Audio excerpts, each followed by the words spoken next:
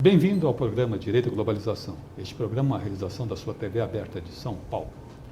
Quiser acompanhar nosso programa, pode ser pelo canal 9 da NET, o 72,99 da TVA e 186 da TVA Digital. Também pelo site www.tvaberta.com. Se tiver dúvidas, críticas, sugestões, envie e-mail para direitoglobalização@tvaberta.com. Hoje nós temos um convidado muito especial, que trará notícias bastante especiais para você de casa. Ao meu lado, o presidente Durso, presidente da Ordem dos Advogados do Brasil. Bem-vindo ao programa Direito e Globalização. É um prazer tê-lo novamente aqui conosco. Alegria, Martim, poder estar aqui no seu programa, mais uma vez, falando a você e a todos os nossos telespectadores. É uma honra renovada. A honra é toda nossa e nós temos boas notícias para dar. Mas eu gostaria de começar nosso programa conversando com o pessoal de casa, falando sobre a questão do IPESP. Mas para situar primeiro, o que vem a ser o IPESP, presidente? Bom, o IPESP, que está acabando, é um setor do Estado que coordena, gere a previdência do funcionalismo público. E neste setor estavam 3 carteiras de previdências que não eram de funcionários públicos: a carteira dos advogados, a carteira dos economistas e a carteira dos notários. A carteira de previdência dos advogados, ela foi criada em 1959, criada por lei e sempre gerida pelo IPESP, portanto gerida pelo governo. Ao longo de muitos anos, esta carteira ela recebia 3 fontes de receita.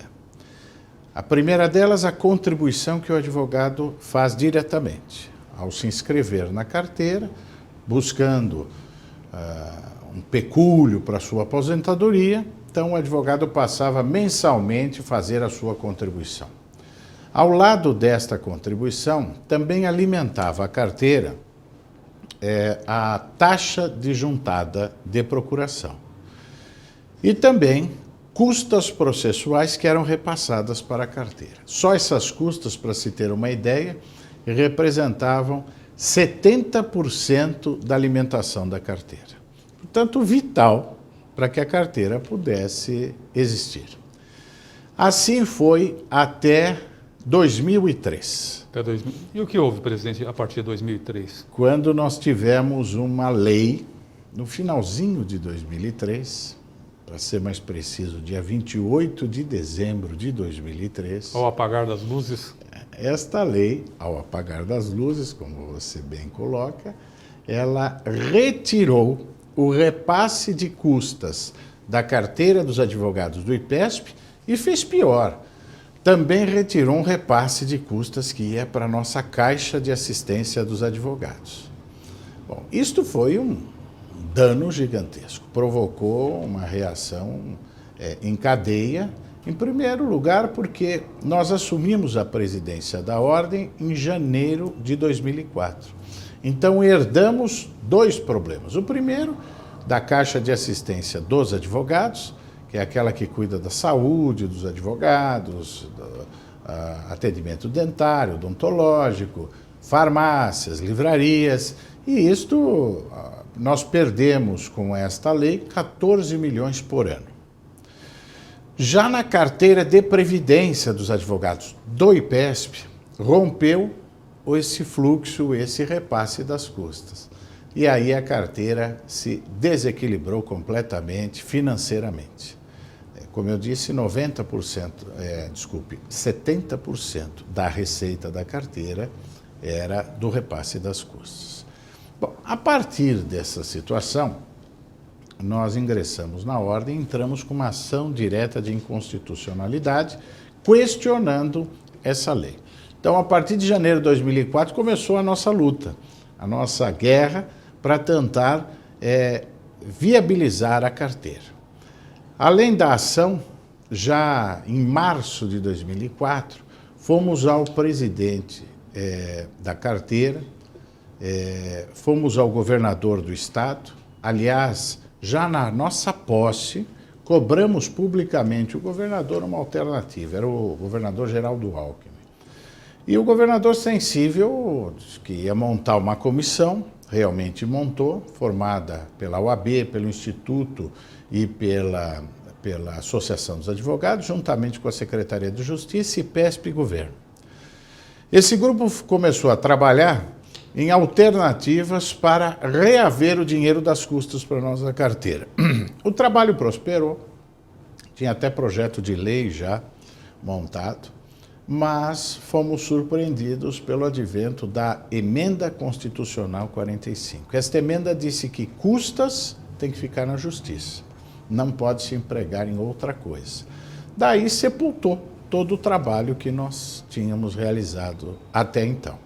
Redirecionamos tudo isso, começamos uma nova etapa e a busca era de uma outra fonte de receita, que correspondia a 70% da alimentação da carteira, que já não podia ser mais as custas e que não poderia ser o bolso do advogado, porque este, lamentavelmente, não suportaria bancar esse déficit que estava sendo gerado por conta dessa ausência do repasse. Esse trabalho culminou com o advento pela Assembleia Legislativa da criação do SP-Prev, que foi sucessora do IPESP para reger a previdência do funcionalismo público. E aí começou uma outra etapa de outros trabalhos para tentar garantir o direito dos colegas que estão na carteira do IPESP. Essa outra etapa, eu vou pedir que o senhor nos conte no próximo bloco. Fique conosco até o segundo bloco do programa Direito e Globalização. Até lá e obrigado por enquanto.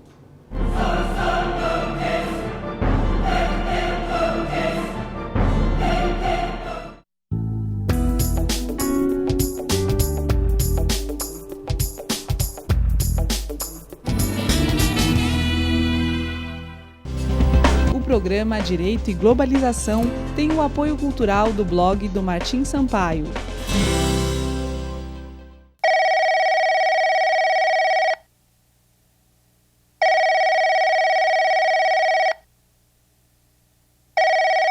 O CVV oferece atendimento telefônico gratuito a todos que precisam de apoio. Não se afaste dessa responsabilidade.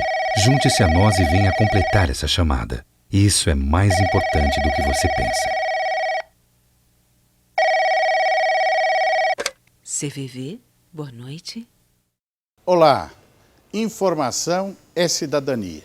Se você quiser estar informado, veja um programa que eu recomendo. Direito e Globalização.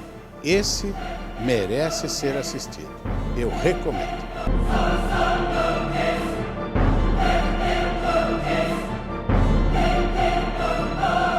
Estamos no segundo bloco do programa Direito e Globalização. Hoje recebendo com imensa alegria o presidente Durso. Ele está narrando toda a epopeia do IPESP. São 38 mil famílias envolvidas nisso, famílias de advogados. Presidente, o senhor narrou no primeiro momento, no primeiro bloco que nós estamos chegando agora, toda a epopeia do desmonte, chamemos assim, do IPESP. E chegou um impasse, que foi um projeto. E daí para frente, como é que ficou? Bom, com a criação do SP-Prev, Martim, nós tivemos um outro problema. O primeiro era dinheiro, desequilíbrio atuarial por falta do repasse das custas. Mas ao criar a SP-Prev, embora sendo este novo órgão sucessor do IPESP, a lei não contemplou as carteiras. Transição. E a carteira de previdência dos advogados passaria a ficar, portanto, sem gestor. Um problema a mais a ser superado. Diante disso, 3 frentes foram construídas de trabalho. Uma delas negocial, para debater isto e encontrar uma saída negociada com o governo. A segunda frente jurídica, 3 pareceres nós buscamos, do professor Balera, do Adilson Dallari e do Arnold Val, buscando exatamente a convergência da responsabilidade do Estado para com a carteira. E preparamos uma ação judicial que, se a fase da negociação não prosperasse, não desse resultado, nós entraríamos com medida judicial. Já sabendo de antemão que a medida judicial é outro problema. porque nós teríamos década de debate, discussão judicial e, ao final, correndo o risco de ganhar e não levar, porque recebe um precatório e aí tem que entrar na fila do precatório. Que é um outro assunto complicado.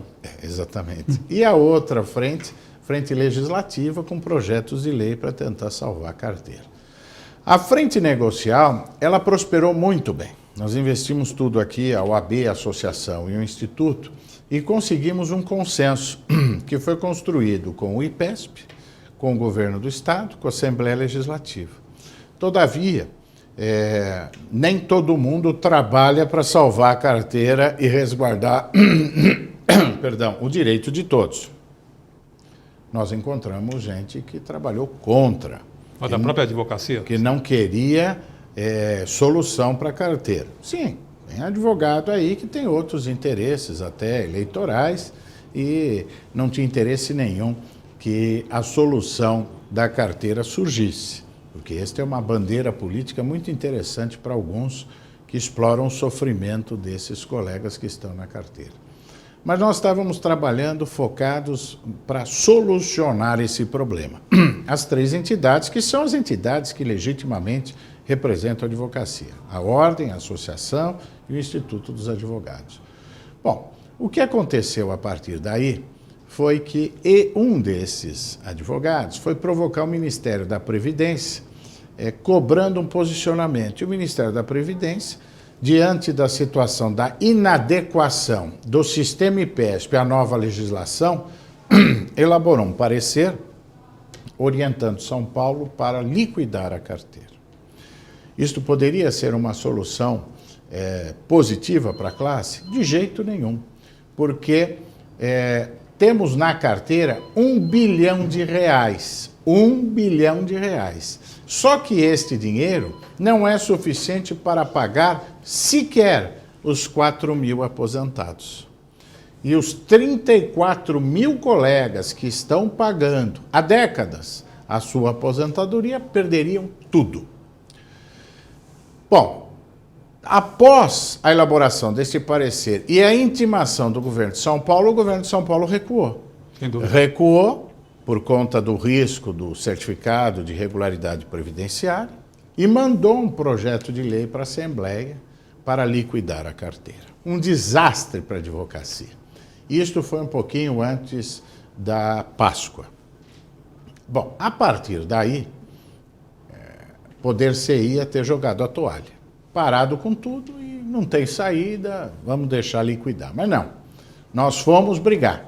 As três entidades irmanadas voltaram ao Ministério da Previdência a tentar modificar aquele parecer. E graças a Deus conseguimos. Revertendo a situação, criando um espaço de conciliação, e o governo de São Paulo recuou, voltou atrás, com o consenso da Assembleia e do IPESP e das três entidades, nós construímos na verdade, uma emenda aglutinativa que foi apreciada recentemente pela Assembleia Legislativa do Estado e aprovada. Então, só para concluir, Martim, nós temos um consenso das três entidades, mais a Assembleia, quase todos os partidos. Para se ter uma ideia, a aprovação deste projeto teve 75 votos a favor e 2 contra. Tivemos o apoio e o consenso com o governo do Estado e com o Ministério da Previdência Social. Hoje, a carteira dos advogados está salva. Hoje não há mais risco da liquidação imediata da carteira. A carteira continua e continua, portanto, o sonho da aposentadoria desses colegas. O direito dos colegas, que tanto buscamos a defesa, está assegurado. Então, nós podemos afirmar publicamente que a carteira está salva, que as 38 mil famílias de advogados podem ficar tranquilas. E eu gostaria, esse projeto que foi aprovado por maioria unânime, 75 a 2, que é uma unanimidade assim, absoluta, quais foram as modificações que ele trouxe, o que ele trouxe em si, resumidamente?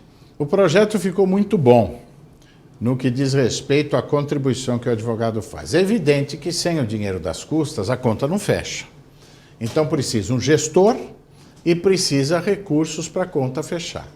Bom, a construção do consenso foi da seguinte forma. O IPESP, que acaba, ele não acaba agora. Ele continua acabando até saldar o direito do último advogado que está na carteira. Isso dá mais ou menos 80 anos. Então, o IPESP permanecerá em extinção até garantir o direito do último advogado da carteira. Mais 80 anos aí que o IPESP vai estar entre nós, ou outra autarquia que o substitua, gerindo a carteira ainda no governo.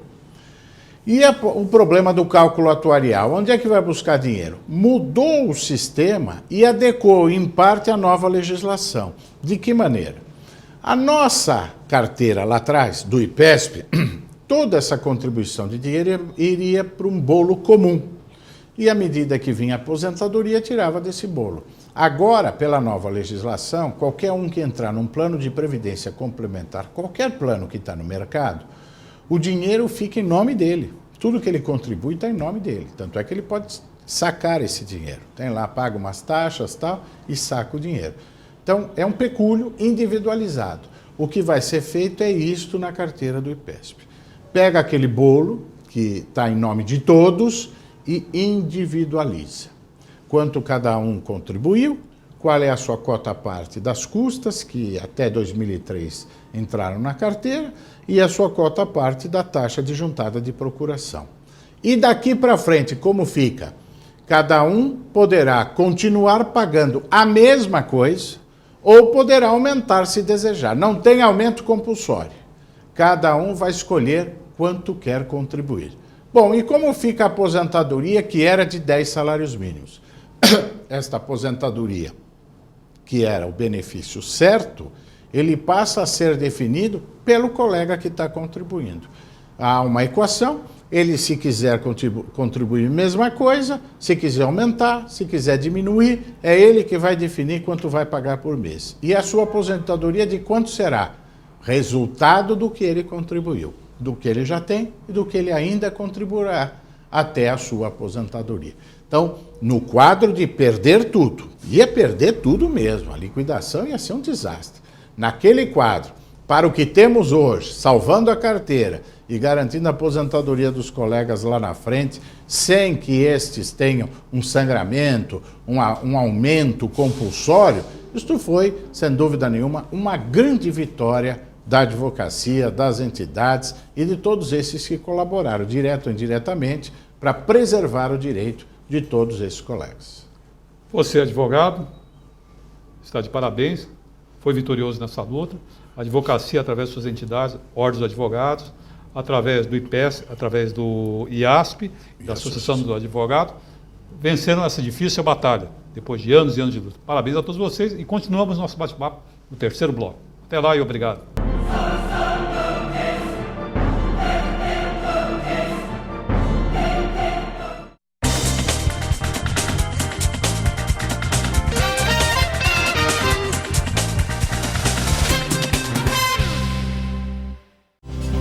O programa Direito e Globalização tem o apoio cultural do blog do Martim Sampaio.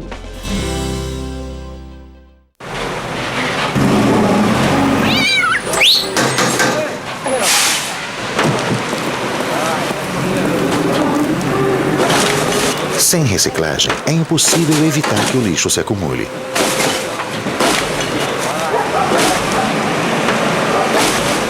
Separar o lixo reciclável é muito fácil. Faça a sua parte que a prefeitura da sua cidade está preparada para fazer a coleta seletiva. Uma iniciativa sempre. Compromisso empresarial para a reciclagem.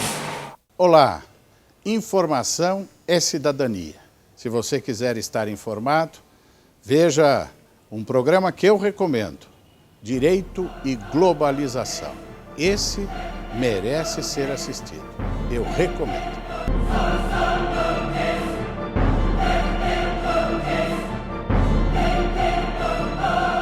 Estamos de volta no programa Direito e Globalização, recebendo hoje com muita alegria, com muita satisfação, o presidente da Ordem dos Advogados, Luiz Flávio Borges Durso.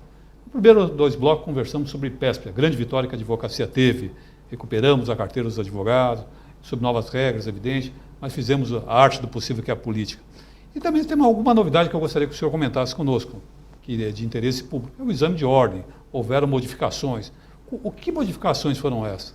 Bom, em primeiro lugar, vamos falar para esse povo todo que nos assiste o que é o exame de ordem. Sem dúvida. Quem é da área conhece, mas quem não é, o exame de ordem é um exame que existe desde a década de 70 para verificar se o bacharel em direito, aquele aluno que se formou, ele se torna bacharel.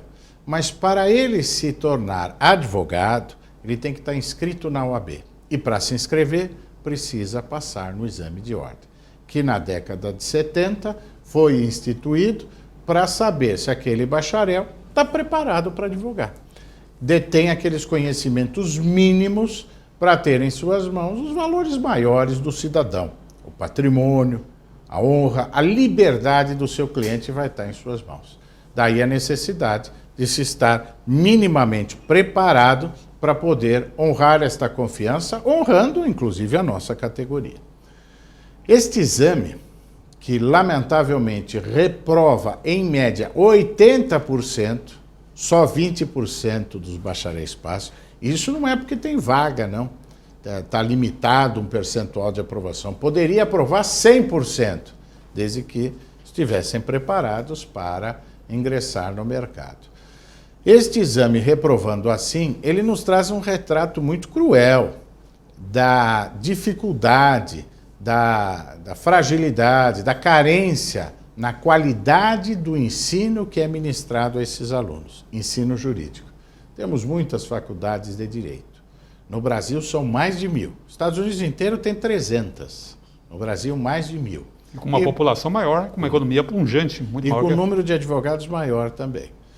Agora, sem dúvida que a quantidade aqui é inversamente proporcional, inversamente à qualidade. Nós temos muitas faculdades que não têm qualidade de ensino. Existem as ilhas de excelência, e aí a gente pode citar a USP, a PUC, a Mackenzie, a FMU, são escolas que têm um nível de ensino jurídico muito bom, de excelência. Depois você tem faixas intermediárias de escolas que têm sede, têm biblioteca, têm bons professores e que têm tudo para ir bem no exame de ordem os seus bacharéis. Falta um pouquinho e essa nós queremos ajudar. Mas tem os estelionatos educacionais. São faculdades que não tem nada disso. Não tem sede, não tem biblioteca, não tem professor graduado. É um engodo. É para tomar o dinheiro do aluno mesmo. Essa nós combatemos e queremos fechar. Então, com este quadro nacional, o exame de ordem, que era estadual, precisava ser uniformizado. E São Paulo assistiu a essa uniformização no Brasil inteiro, mas relutou para aderir ao exame unificado por conta do conteúdo do exame, do sigilo necessário. Superadas essas dificuldades todas, hoje São Paulo está no exame unificado.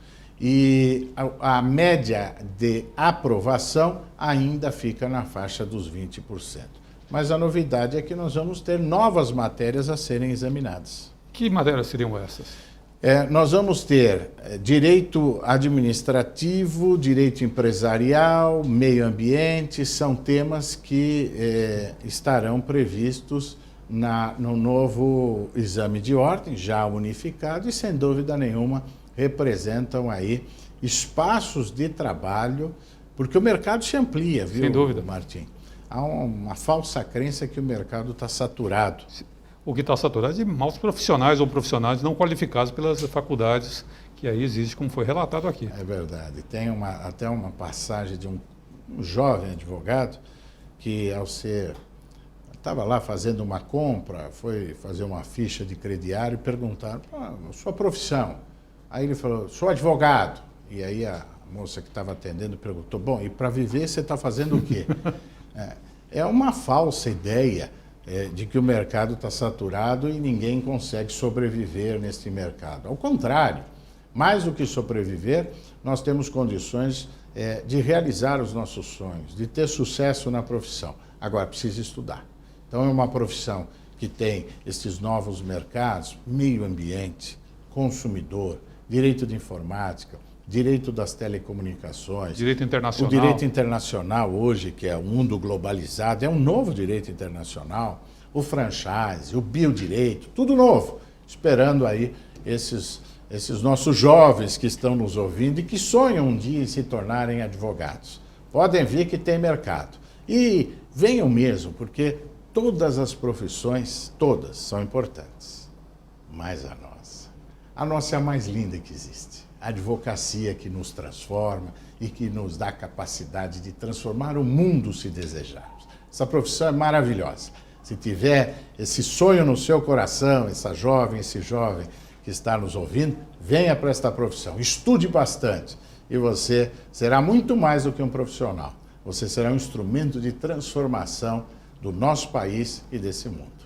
Agora, presidente, nós estamos nos minutos finais desse bloco. Eu gostaria de fazer uma pergunta. O que a OAB, enquanto instituição, além de aplicar o exame, unificar o exame, o que ela tem feito em prol da fiscalizar as faculdades, o que ela tem feito em prol da formação desses jovens? Boa pergunta, porque nós fazemos bastante, realmente bastante. Muito mais do que se fazia no passado, não tem comparação. Hoje nós temos no Departamento de Cultura da OAB uma média de realização de 7 palestras por dia. 7 palestras por dia. E não são palestras pagas, não. Tudo gratuito. O que a gente pede é a doação de uma lata de leite em pó, porque a ordem aí mantém 132 entidades de crianças abandonadas e esse leite é direcionado para isso. Mas tudo gratuito e o colega, o jovem, o estudante que quiser se atualizar, tem como, na OAB. Além do Departamento de Cultura, nós temos a Escola Superior de Advocacia. Aqui já são cursos de longa duração que qualificam, que apetrecham o profissional para ingressar nesses mercados de trabalho. Prepara efetivamente, viu, Martim? Habilita mesmo. Cursos de especialização que, inclusive, certificam a condição de especialistas. O que habilita também a exercer a profissão de professor após, exatamente, na categoria de especialista. Então, é extraordinário o trabalho que a ESA e o Departamento de Cultura fazem juntos em prol do colega. E o resultado está aí, esta procura imensa que nos levou a ultimar os trabalhos. Vou te dar uma novidade de primeira mão, hein? Nós estaremos, daqui a pouco, é coisa de mais um mês, não mais do que isso, estaremos inaugurando o ensino à distância, feito pela Escola Superior de Advocacia aqui em São Paulo. De maneira que os colegas que não estão aqui poderão também frequentar os cursos, se habilitar em outros incontáveis pontos, mercê da implantação do ensino à distância da Escola Superior de Advocacia da OAB São Paulo. Mais uma vez, presidente, parabéns e vamos para o quarto bloco, porque hoje o programa está cheio de boas novidades. Até lá e obrigado por enquanto.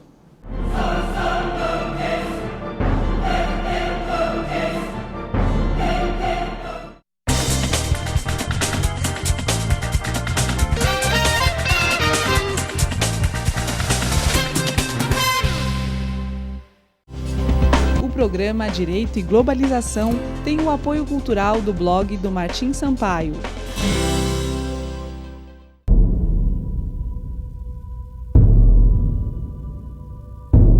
Quantas vezes ainda vamos apanhar para aprender? Violência contra a mulher é crime. Denuncie. Uma campanha da OAB São Paulo.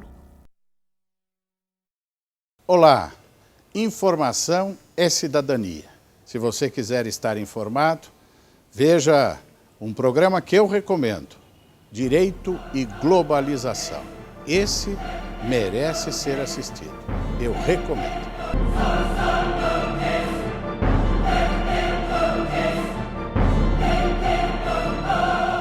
Estamos no quarto e último bloco do programa Direito e Globalização. Hoje tendo a alegria de receber um amigo da casa, o presidente Luiz Flávio Borges Durso, que hoje trouxe um conjunto de boas notícias para a advocacia em geral, falando sobre exame de ordem, falando sobre o IPESP, e também falou uma coisa que me pegou de surpresa e atiçou minha curiosidade, como a de você de casa, que é o ensino à distância, a antiga reivindicação, tanto na capital quanto no interior. Eu gostaria que o senhor falasse um pouco sobre isso, para dar a notícia completa, não vale meia notícia aqui. Vamos lá. O ensino à distância que nós estamos implantando, ele tem duas vertentes, duas frentes. A primeira delas é colocar na internet, no site da Ordem, as palestras que são produzidas pelo Departamento de Cultura. Recentemente nós tivemos aqui o professor Ives Gandra da Silva Martins. Que dispensa qualquer apresentação. Uma das maiores cabeças iluminadas, de um dos maiores juristas do planeta. Ele esteve aqui na UAB tratando de um tema de interesse da advocacia. Lotou a casa, os 2 auditórios com transmissão simultânea. Lotou. Mas o limite foram aquelas 300 pessoas que aqui estavam. O que nós vamos fazer é democratizar isso. Nós vamos colocar isso na internet, para que quem está nos assistindo, de onde estiver, a hora que desejar e que puder, ele vai no site da Ordem e vai acessar essa palestra e assisti-la. Ele vai aprender, ele vai se atualizar. Então, este é um dos flancos, que é o acesso às palestras que são realizadas aqui. Agora, o outro flanco é o ensino à distância propriamente dito na formação, que qualifica e certifica. Como é que funciona isso? Nós temos pontos no interior todo do estado de São Paulo, que são as escolas regionais. Ali a aula é telepresencial. O professor está aqui em São Paulo, o sinal alcança todos esses pontos e online ele proferirá a sua aula. E assim o curso todo. Lá naquela outra ponta você tem um auditório, uma sala de aula.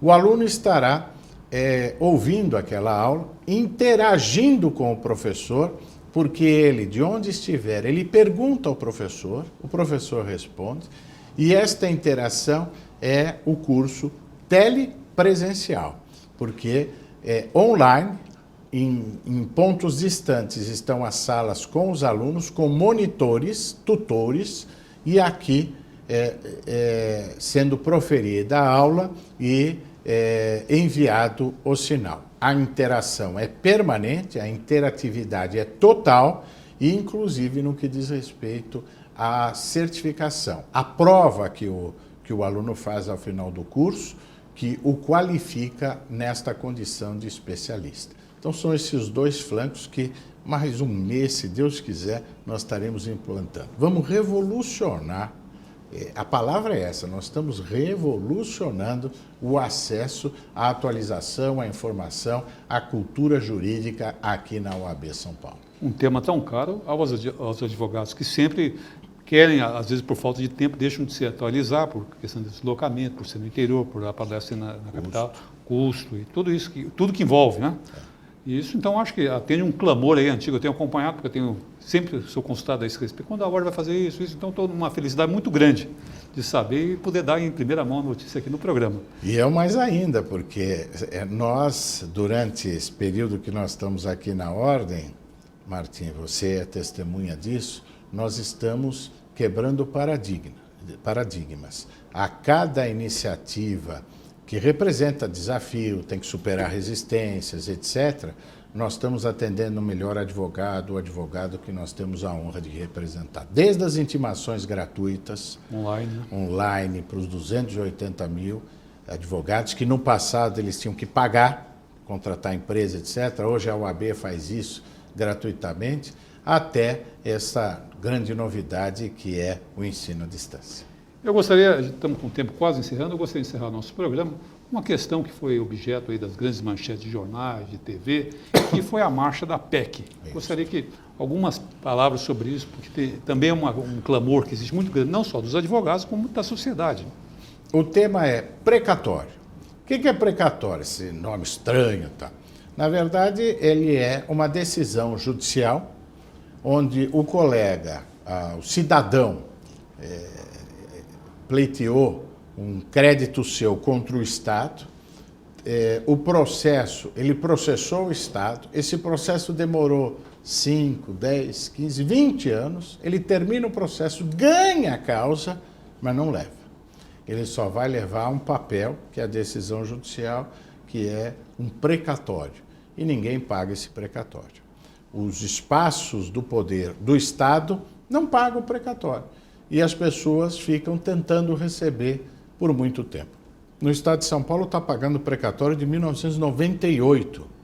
Tem 10 anos aí de fila de espera para poder receber o que é direito do indivíduo. Quem está tendo sentença judicial hoje, se nada mudar, vai ter que esperar 10 anos para receber o que lhe é de direito, depois de já ter brigado 10, 20 anos. É um absurdo, é uma vergonha isso.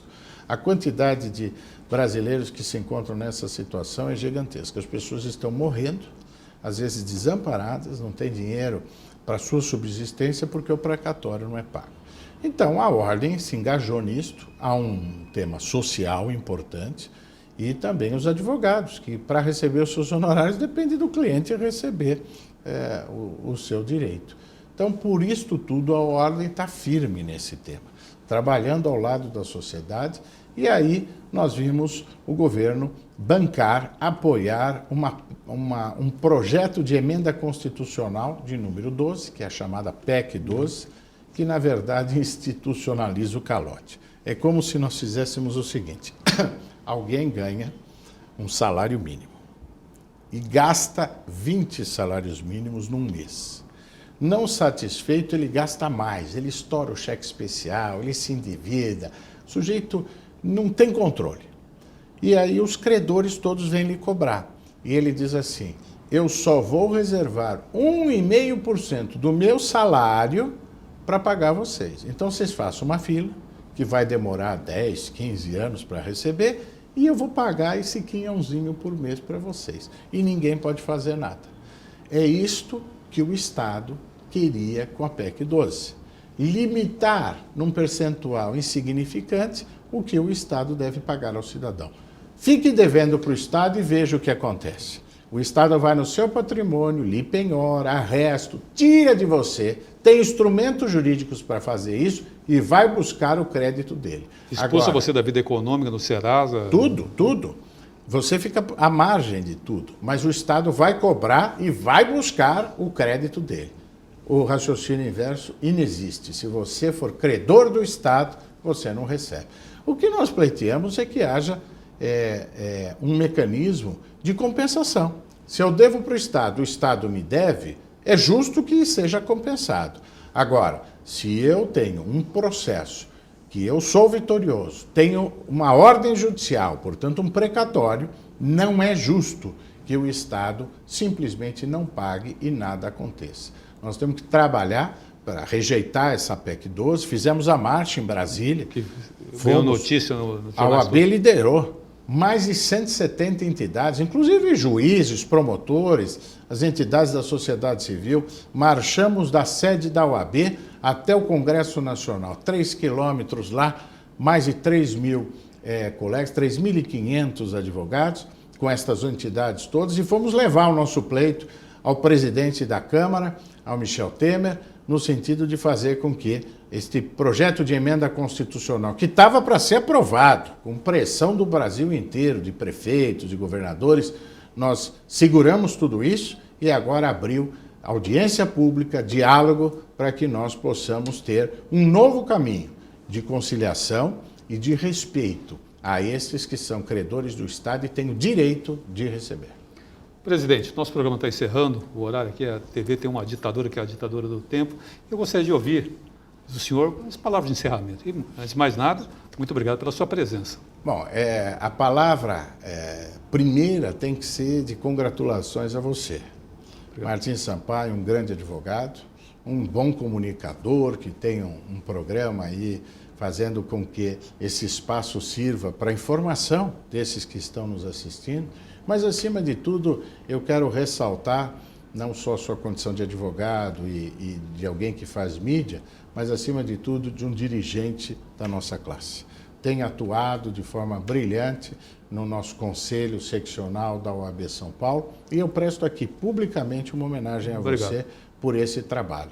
E despedir-me desse programa, já com saudades, se for convidado um dia novamente, voltarei com muito prazer, mas dizer a todas as advogadas, advogados, que nós estamos aqui na Ordem trabalhando diariamente para defender a nossa classe, para defender as nossas prerrogativas, para defender o direito deste povo que sonha, mas não sonha sozinho, não.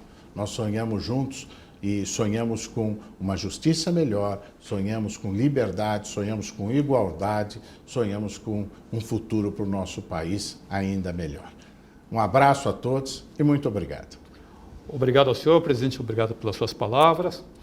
Não está convidado, está intimado a comparecer tantas e quantas vezes quiser e for necessário. Muito obrigado. E obrigado a você de casa que nos acompanhou nessa nova jornada do programa Direito e Globalização. Até a próxima segunda-feira, neste horário. Obrigado e até lá.